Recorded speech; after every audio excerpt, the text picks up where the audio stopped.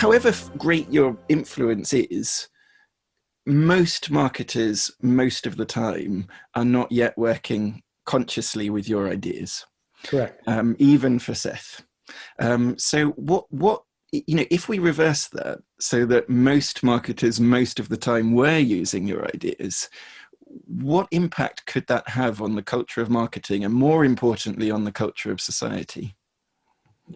Yeah, I confess I don't care about the culture of marketing. I think the culture of society, human nature is fascinating. One of the things that they teach you in business school, in fact, one of the only 3 things I perhaps learned at all, is the idea of ignoring sunk costs.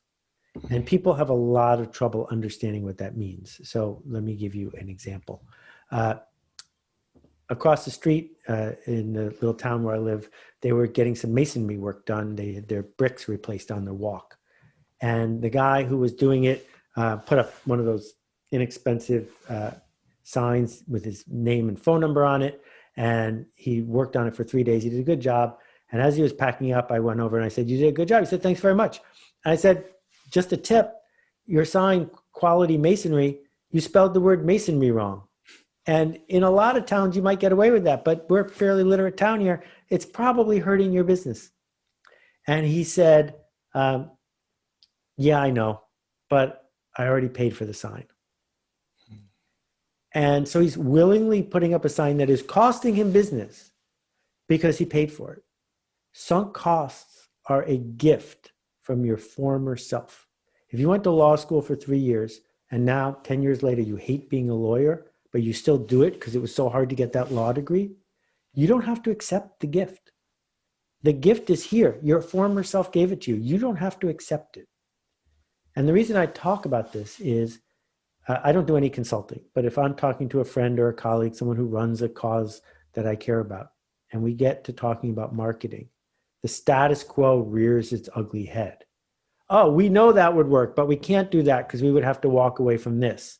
We can't do that because this thing we did was really hard to do." They're defending sunk costs.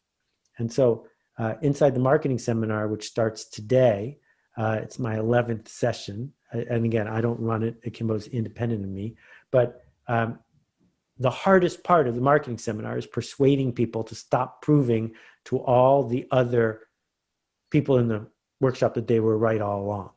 Defending the business they came in with, defending their position, defending all of their previous decisions. They're gifts. You don't have to take them.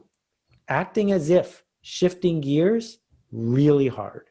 So one of the things that's going on in the world of marketing is the game theory of scarcity, of paying off your shareholders, of growth at all costs. But the other thing that's going on is that people who mean well are limiting the possible because they're trying to defend what got them here.